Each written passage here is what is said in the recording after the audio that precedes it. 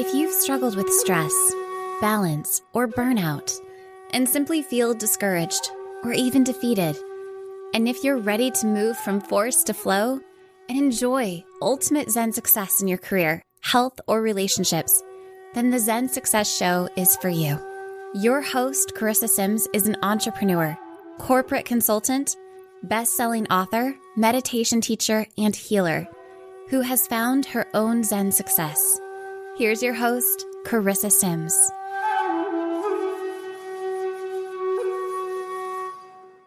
Welcome to this week's episode of Zen Success. Today, I have the pleasure of speaking with Marcia Jacobi. Hi, Marcia. Hi there. Let me share a little bit about Marcia. In 1986, she started her career as a healthcare worker.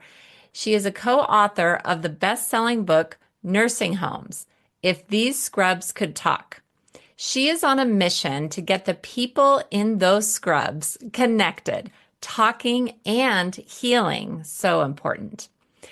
If These Scrubs Could Talk is a movement for healthcare workers from all fields of medicine to share their stories, to encourage, educate, and edify each other. So happy to connect with you today. Thank you so much for having me here.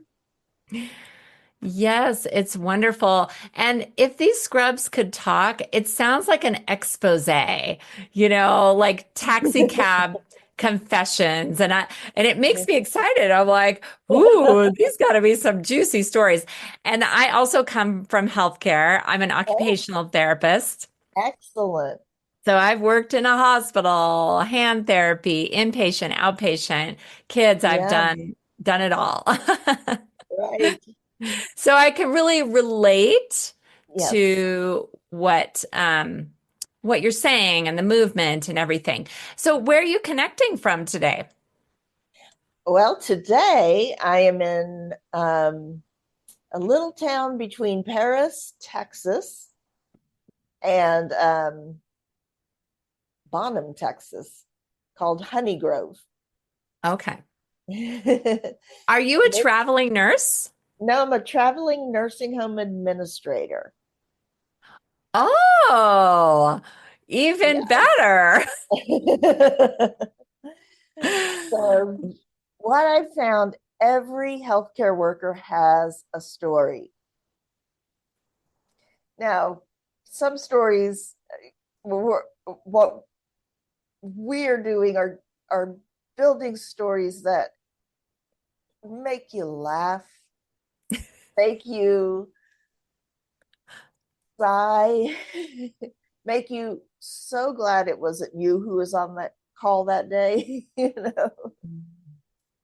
So our stories are not necessarily tell all expose, but they are true stories based on true experiences. And I tell you, they are wild enough they don't need, they don't need a lot of finger pointing or anything like that. People have amazing stories. That's beautiful. So, could you share your own journey as a nursing healthcare practitioner and administrator? Absolutely. So I started in 1986 as an Uh-huh. activity director while I was still in college. I was getting my social work degree, but I didn't use it until 1990 when the laws changed and social workers were suddenly required to be in nursing homes. And that law that changed is called OBRA, uh, 1987. And it made direct and still making huge impacts on nursing homes to actually improve them significantly. So social workers, we were like the first ones. So I did my social, and um, I have been doing that since 1999. Oh, wonderful. And what made you want to get into administration?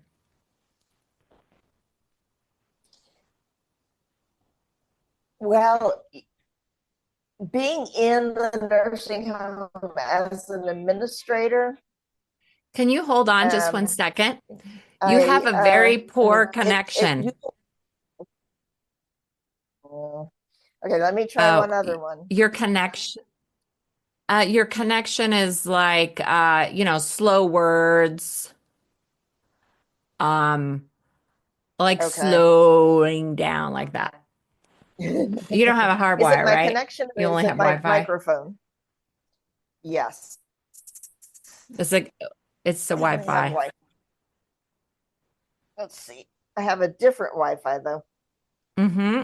Already, it's sounding better. Did you switch it? I plugged in my phone, but it's at 65. I'm using it as a hotspot. Oh, your You want me to phone as a switch to Wi-Fi? hotspot. Mm-hmm. That's probably why. I mean, this takes a lot of data. Zoom and video is very high data. So if it's phone, but what did you do before you were on the hospital's Wi-Fi? I know I can switch to that Okay. because I'm So, currently still on my phone. oh, yeah, it was really bad. Like slurring, very slow. I could hardly hear what you were saying. Okay, so I'm worried about my mic. In is that coming through? Yeah, I can hear you. It's just a Okay. Wi-Fi connection. Hmm. Okay. Is it still a problem? Well, it was like five times before. So, So I mean, I would say that's enough times for me to say it's going to happen again. Because okay, a so let phone connection is, I mean, I've done that before too. yes. Let It's, me switch to the facility Wi-Fi. yeah, I think that would be better. Hallelujah. Hopefully it's better. Okay, I'm on that. Okay. So I think we'll go into that last question. How did you get into administration? So you can answer that one. Okay. So I started in nursing homes in 1986 as an activity director. And then the laws changed. So in 1990, they needed social workers. Well, I had a social work degree, but I didn't have a license. So I went back and got my license. I did that for 9 years. And I just got to the point where I even went to nursing school, but I had a third baby instead of finishing that. So Well, I that's went, important, it having is. babies. She's a doll. I love her. And It was worth it, of course. it was. So in 99, I thought, well, what I have with the training my college education, I could get my administrators training, take the state boards, take the national boards, and become a nursing home administrator and really affect more difference. Oh, make a bigger difference. Yeah, Yes. on a scale. And it's probably something that's really needed. I don't meet a lot of people that are traveling nursing home administrators. Right. Is that correct? I got the idea from the traveling nurses during COVID, really, primarily. And so I started in 2023 traveling. But prior to that, I had been in one building for 8 years, and then a previous building for 4 years. So I've been in multiple buildings, working for multiple companies. But now, boy, it's rocket fuel. I am switching buildings and companies. I'm probably in my 14th building in 2 years. Wow. But imagine where I've been able to go. Yes. Yeah. We want to talk about that. I mean, how is So that? Is it stressful, exciting? Do you like this lifestyle? How has it been for the past 2 years? it is stressful and exciting, and I do like it. Yes. My kids are grown. My husband is almost grown, and I feel like I can, hit the road and travel and let somebody else pay for it. That's nice. So when you travel, are you enjoying the location? Do you get to explore? And yeah, Yeah, yes. I've been in New Mexico. I've been in the hill country of Texas. I've been in the Dallas Fort Worth area. I've been down to Austin, Round Rock, in a little town called Hutto, and where's that? they're famous for their hippos. So I have Oh, pictures. I have gorgeous rainbows, and yeah, that I've in Colorado, not Colorado, New Mexico. Just beautiful country up there. Uh, oh, wonderful. That's it great. has So been nice. yeah, that's interesting. So tell me about your book, Nursing Homes, If These Scrubs Could Talk. Okay. Well, the thing about nursing homes is that it all really kind of started when I was in college and I was far away from my grandparents.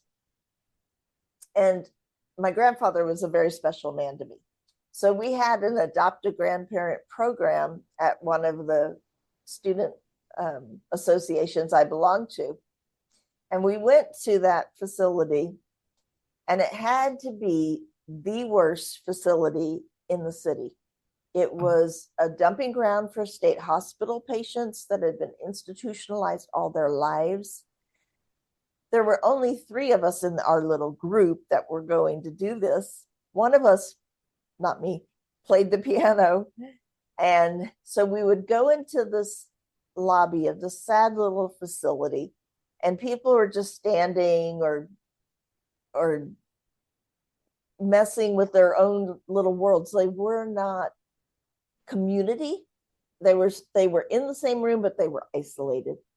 Hmm. And whenever people played the out of tune piano and nobody sang, nobody engaged, there was one man there who was, I never saw his eyes.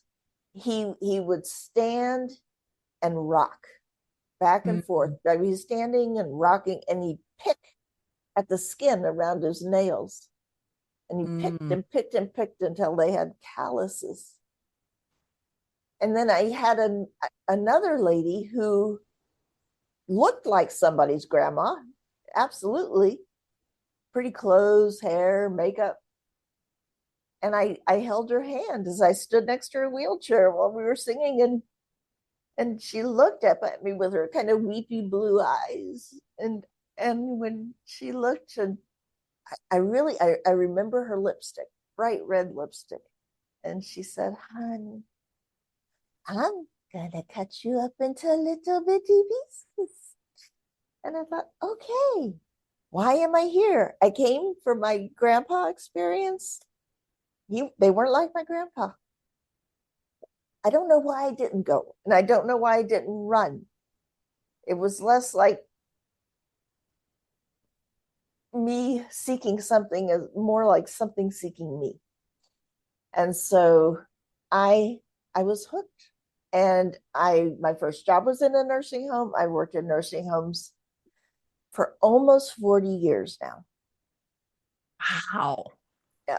And so That's that's incredible. that over those years, there have been so many stories. And this is why we wrote the book, Okay. because you can walk down the hall at any nursing home, sit down and nurse or have a chat, maybe in the break room, and say, you know, do you have a story?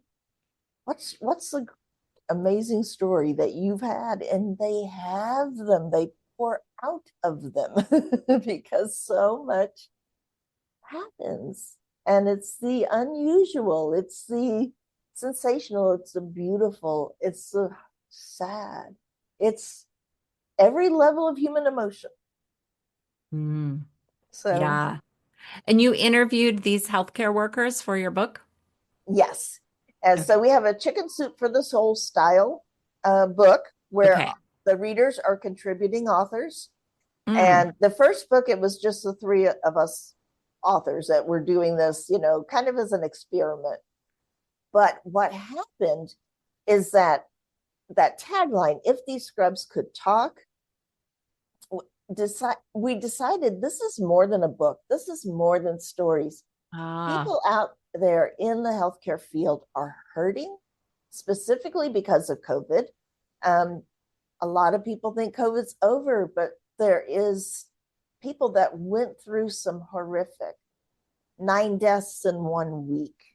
You mm. know, I had a nurse named Mary who she was working for us 16 hours a day because we had to have extra nurses to cover the COVID unit, which had to be separate from the other units. Oh, wow. And Mary could only work on the COVID unit because she had COVID, or she was exposed to COVID because her parents. Okay. Her parents had it. Well, Okay. while she was working for us, both her parents were sent to the hospital, and she kept coming to work while her Where parents, was this? What state? this was in Texas, In Texas. Okay. while her parents were in separate hospital rooms dying alone. She was in our facility taking care of other people's parents who couldn't visit them either. Mm. And she never saw them again. And that was back in 2020 when COVID was really bad. But imagine, I'm sorry, the people, let's try that again.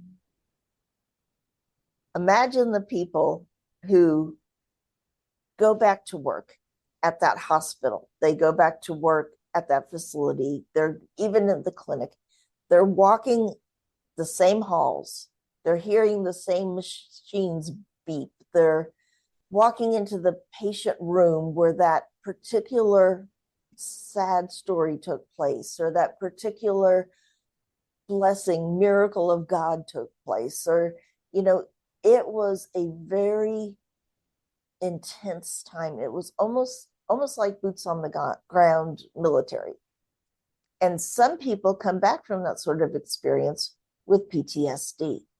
A I'm lot sure. of ours did. And I'm not a clinician. I am not treating people with PTSD, but what I have found is that folks that have that in them and don't really have anybody right there that they can talk to because maybe that person got over it. There may be somebody in California, New York, Canada, whoever that is also experiencing those same things. So our goal is to create a platform where these people can come together. They can talk. And some of it's about COVID, some of it's about call lights, some of it's about, different books are going to be about different things. Beautiful. And so, how does this platform present itself? Is it a website? Is it a membership portal? Can they join this? How can they write for you, write in your books? How does this come about? So, stories and the best way to connect me if they want to connect. I have a Facebook page Okay. that's specifically if these scrubs could talk. Have just started podcasting, but the email that you want to send any inquiries to is stories@talkingscrubs.net. Okay, wonderful. And I'll put that email in the show notes so people, if they're driving, you can Right. make note of that later.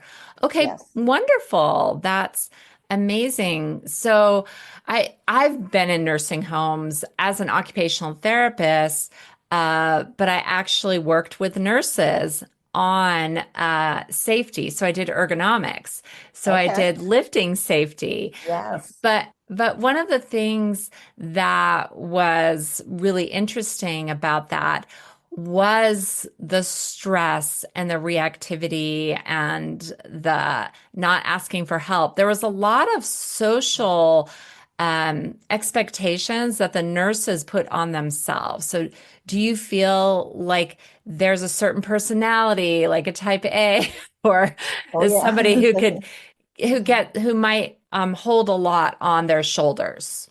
Yes, I think we all do. There's very few of us in the facility, at least, and I imagine hospitals as well. We are expected to do more than humanly possible.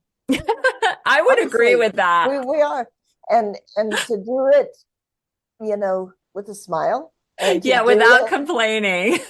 pleasant and professional. Yes, and I mean, nurses especially, well, all of us, we all have our own particular uh, burdens that are honestly beyond our. If we did our jobs absolutely perfectly for every single person, we wouldn't even be human.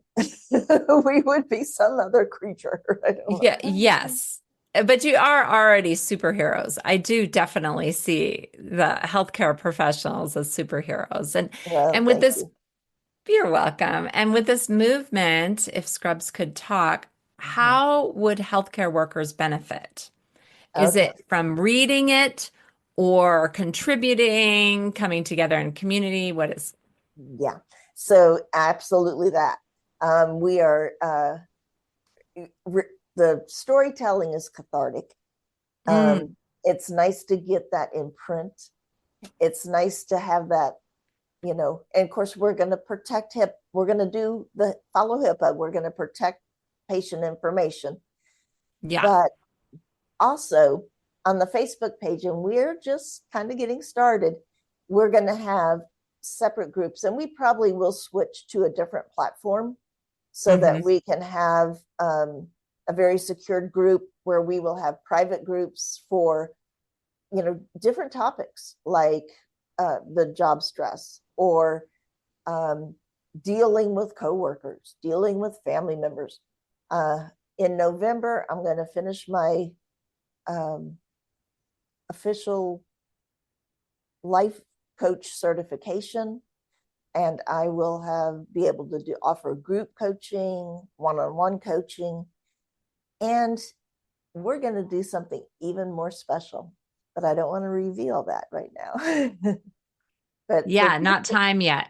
not time But you yet, but have, I have a plan, and this plan will put folks in a smaller community within our platform. Um, but they can bounce from group to group. We'll have lots of opportunity for actual um, personal relationship building, regardless of where you live in North America. mm, yeah, that's wonderful. And this coaching that you're planning on offering, is that going to be to healthcare workers? Or are you going to have a specific niche? Yes, it is going to Okay. be for healthcare workers, and Hmm. initially I'll be the coach, but Yeah. as we grow, we'll be bringing in more people, but with different expertise. Yes. Yeah, so it will be just to strengthen, buoy up the three of us. I have an RN and an LVN that we've all worked in nursing homes together, so we have different levels of focus and training, and so we will be offering programs, videos, just short things for people to, hey, here's your life hack for this particular situation when you go to work and such happens. Yeah. Oh, that's beautiful. I love that. And that could really save a nursing home, a hospital, a lot of money because there might be less attrition if you're coaching them to Yes. how to handle the stress. I mean, I would think the coaching would be free for the workers and then the hospital would pay for I don't know. That's Well, you my would vision. think, What's but that?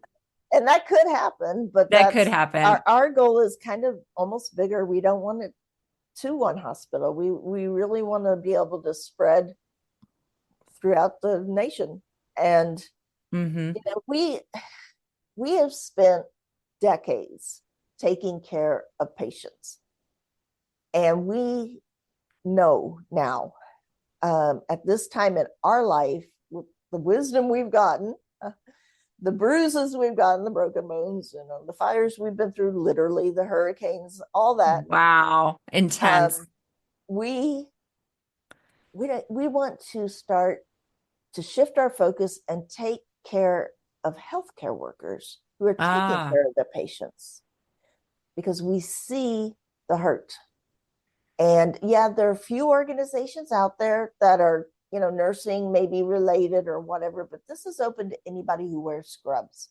So you could be I see. housekeeping, you could be, dietary, you could be a social Okay. worker, and I any see. labor delivery, hospice nurse, surgical nurse, surgeon. Yeah. They just have the scrubs in common. Well, why do you feel that healthcare workers are getting burnt out? Well, we were already kind of in a wreck in the Mm, industry prior to COVID, and then very many quit during COVID or shortly thereafter. uh-huh. And now our baby boomers are getting of the age Mm-hmm. um, that they are retiring from their profession, and they're becoming patients. They're becoming patients. So we have a real shift of going from how many workers the baby boomers are leaving the field and taking just a vast amount. And then now they're not only leaving the field, but they're adding to the patient load. So we know I healthcare see. workers are more stressed than ever. And it Yeah, doesn't look like it's going to get a lot better real soon. We want to just try to help provide, I guess you would call it first aid, I just a see. place to get a little antiseptic, a band-aid, maybe a hug, and and to buoy them up. Yeah, yeah, interesting. And I know in the past there has been people from the Philippines, international nurses, because there's staffing shortages. And now there might be another challenge. The staffing could be even more challenged because there are certain things with Yeah. international healthcare workers. Can you talk about that a little bit? Well, I can tell you, I don't know much about politics, but I do know what you're talking about. So, yeah, we don't. Um, we, I have personally worked with many people that were on a visa, Uh-huh. here in the states, and they're great. A lot of them are just, most of them are really good workers, and they come with a lot of skills, and I enjoy that.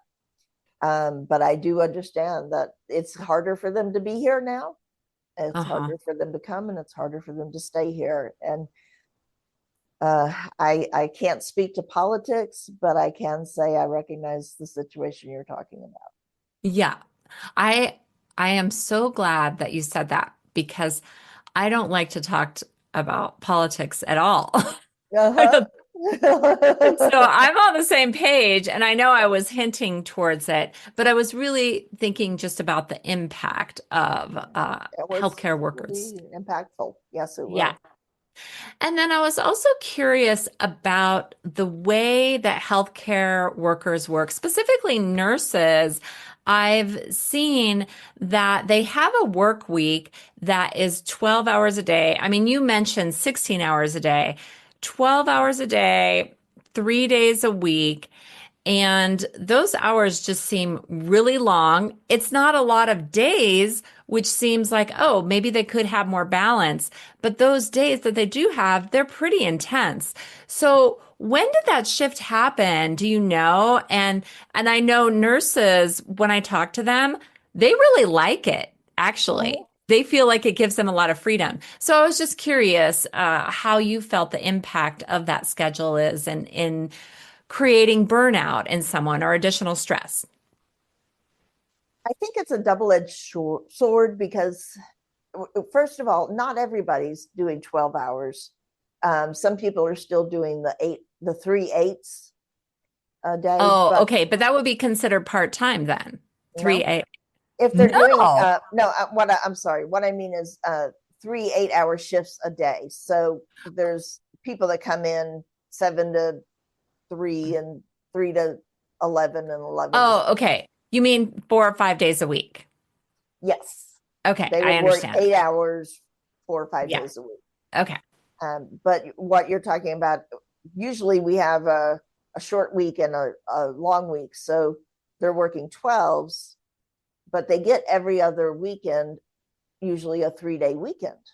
Okay. So that's kind of nice because that helps with work and family balance. And you Yes, don't really get that when you're on a rotation, open 7 days a week, that's true. 365 days a year, never closes. Hospitals, nursing homes, rehab hospitals, places like that. Mm, So, yeah, I think on the one hand, it is going to be a stressful day, a long day. On the other hand, you've got more days off than you have on. You're still making a full paycheck, and that does provide a lot of freedom. yeah. Interesting. So why do you feel like some of these healthcare workers are quitting and what are they moving into? What new careers? Are they still staying in nursing and healthcare and just being on call for insurance companies or what are the things that they're moving into? Well, most of what I see is they're moving into retirement. Oh, but yeah, just not working at all. Okay. yeah, just not working at all. But I know that, personally as an administrator, um, I talk to other administrators and we are, what else can I do? What else can I do that will pay me the same and Yeah. will relieve the emotional pressure and stress?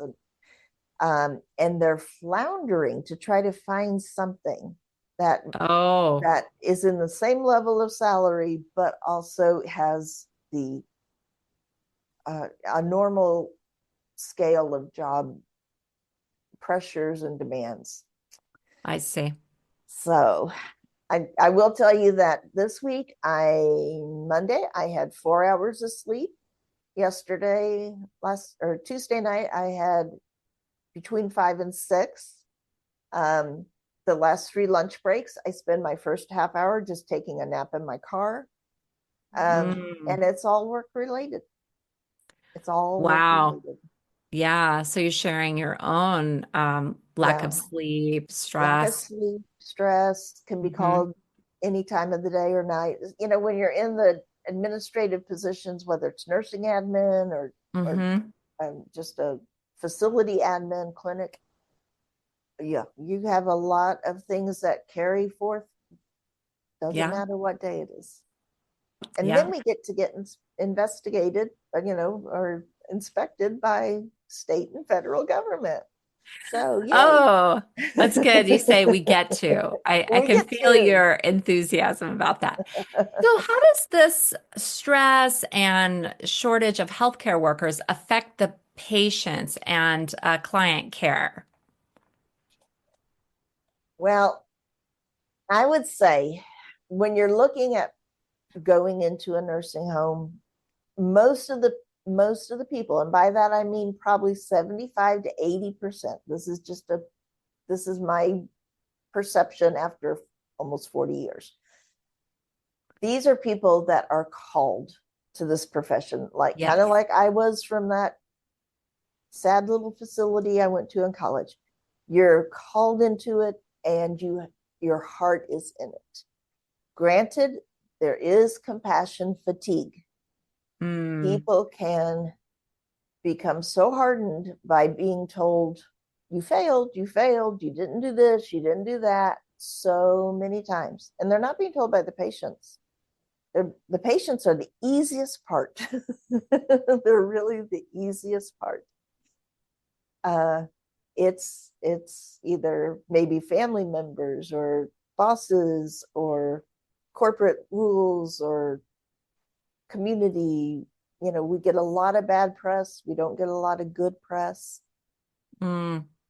It's very discouraging. It's kind of like I picture this, and I have no right to because I've never been military, but it's kind of like I think how the people who fought in the Vietnam War, the Hmm. Americans who fought in the Vietnam War, and the country was so divided between supporting them and ridiculing them, Hmm. and then they come back. There's so much that was a bad war with lots of boots on the ground. Yeah. So some people have that with COVID, Yeah, they have right? it with COVID. They have it with, honestly, healthcare. Healthcare in general. Working in the healthcare industry can absolutely, you're, it's like you have a target on your back. A lot Mm, of times it is a difficult profession. Not to discourage anybody from right. joining, Because but we need you if you we have a need calling. you. Yeah, please come And they in. do, they But do.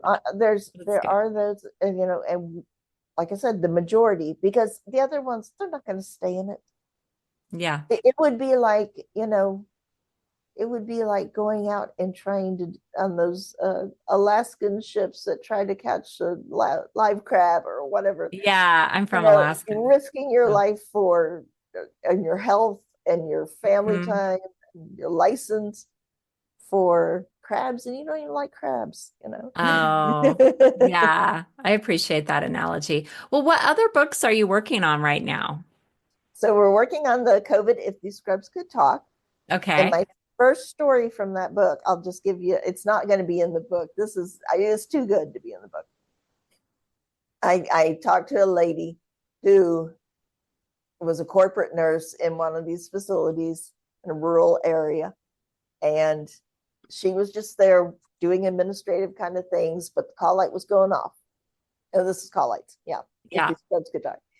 And she, uh, she went to answer it because she knew the staff was busy. So she wasn't angry. She just can't stand here at the call lights. So she went to answer it. She went in the room. The lady was there.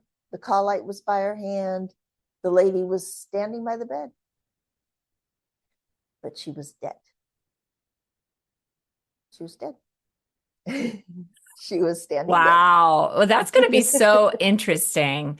So, final question, what is Zen success to you?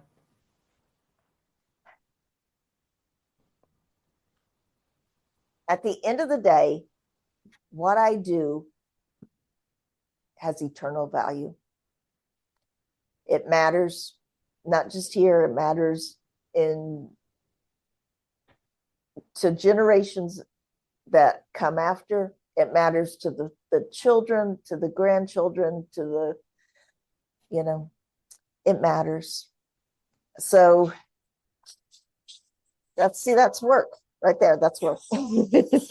That's beautiful. That's my boss. I love that. It's been such a pleasure getting to know you and hearing about your book, Nursing Homes, If These Scrubs Could Talk. And I'll put your website and how to buy your book in the show notes. And thanks for being on my show today, I Marcia. really appreciate it. Thank you so much.